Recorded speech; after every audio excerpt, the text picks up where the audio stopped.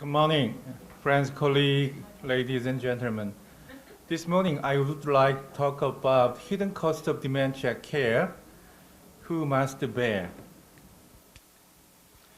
This figure looks quite confusing and seems like a big wall like one. Sometimes it's a window, sometimes it's a wall. In this world, there are many these confusing concepts exist. I want to show you existing concept of confusing dementia in this lecture. Firstly, I talk about tangible caregiver burden, and nextly, hidden cost of dementia care, and its base utilitarianism, and who must bear hidden costs, and conclusion.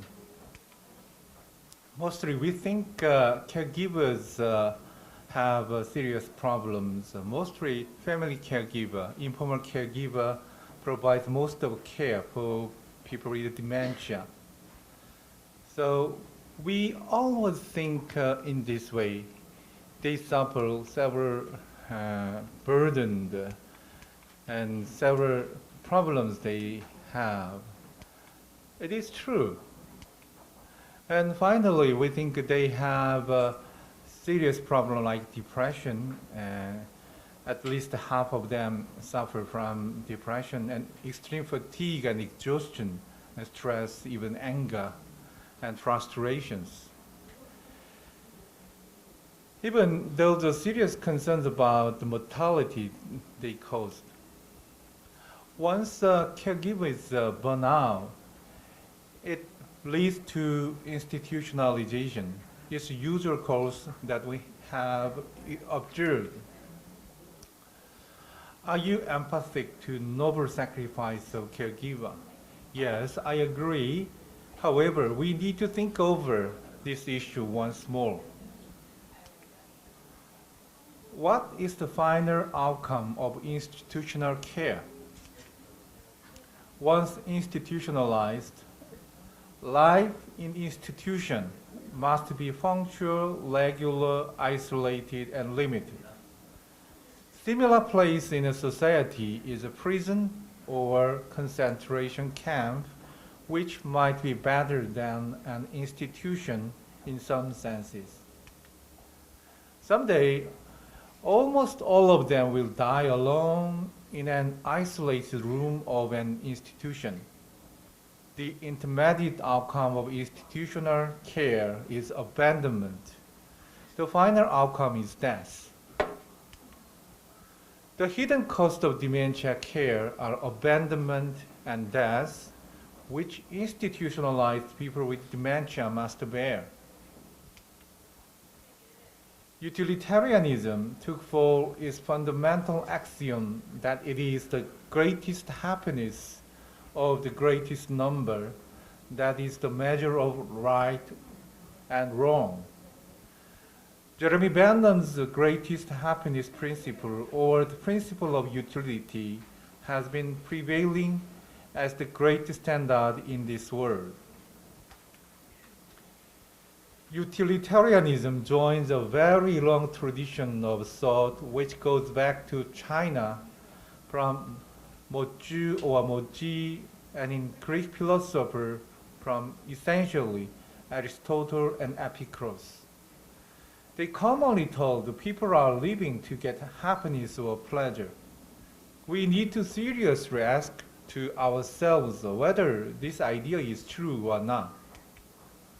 The model of utilitarian decision-making as cost-effectiveness analysis or cost-utility analysis. This model has always been used to allocate scarce health and social care resources in this world. Jeremy Bentham once told about rounding up all the beggars and homeless people in a certain city and putting them into a huge workhouse, giving them a job. He then explained that by doing this, he was going to make everyone happy, because when tax-paying citizens walk through the city, They won't see any beggars and homeless people on the street. And it also makes the beggars and homeless people happy because it gives them a job and a roof over their heads.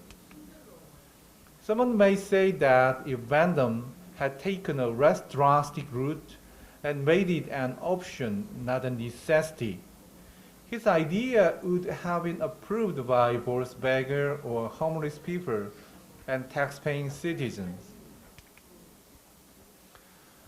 If we ask Jeremy Vandam on institutionalization of people with dementia nowadays, he may say institutionalization makes everyone happy because informal caregivers would be relieved from heavy burden and regain time for leisure and productivity, and institutionalization itself gives a job to former professional caregivers, and it also makes people with dementia happy because it gives them a safe place to live, nutritious food to eat, warm clothes to wear, and any support needed. Then someone may also say, in the same way, the only right thing to do is to make institutionalization an option, not a necessity, because people with dementia also have a right to make decisions for themselves. The right to make decisions for oneself presupposes competence and capacity to understand the relevant options and consequences of a particular decision in light of one's own value. However, a person with dementia may be incompetent one day but competent the next. The period of lucidity that allows for significant decision-making may be shorter or absent as dementia progresses.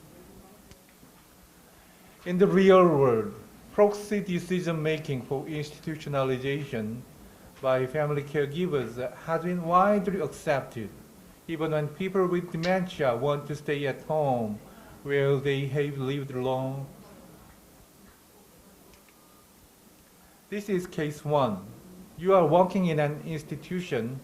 You take over the care of Mrs. Song, a new resident at the nursing home. Mrs. Song is a 96-year-old lady. She has previously been living alone at home, but finding it increasingly difficult.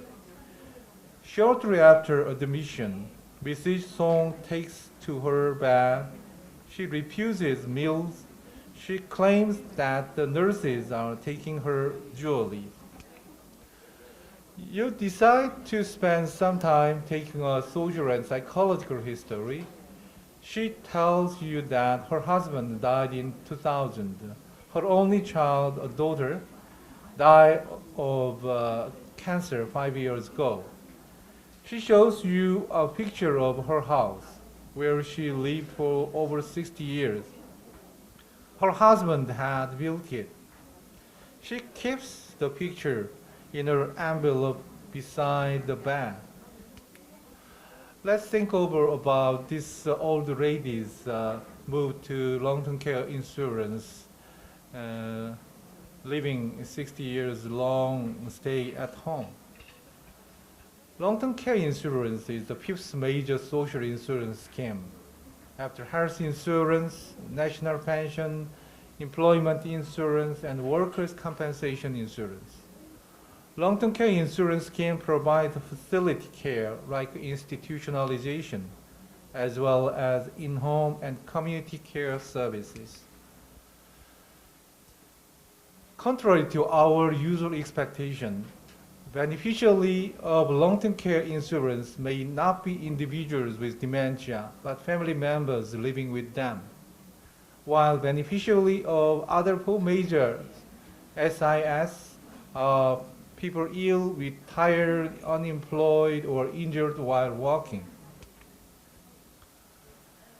Before implementation of long-term care insurance in 2008 in Korea, family caregivers should have hesitated for a long time to make decisions for institutionalization due to moral guilty feeling and social stigma. As soon as the implementation of long-term care insurance came in Korea, family caregivers became not to feel moral guilty feeling at all when making decisions for a person with dementia to be institutionalized, and even felt that they had the right to proudly get social benefit to reduce their own caregiver burden, because all other people do the same thing. Serious moral hazards has been frequently observed. It has been continuously insisted that to make dependent people with dementia live safe, institutionalization service must be provided. The same voice was heard when people were insisting on institutionalization of mentally ill people. You may know the voice's hidden intention. The principles of majority rule and the protection of individual and minority rights would seem contradictory.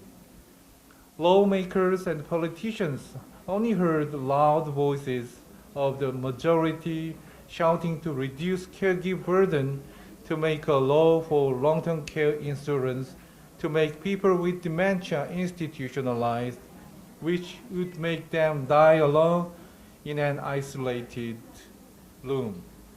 It is an example of tyranny of my majority.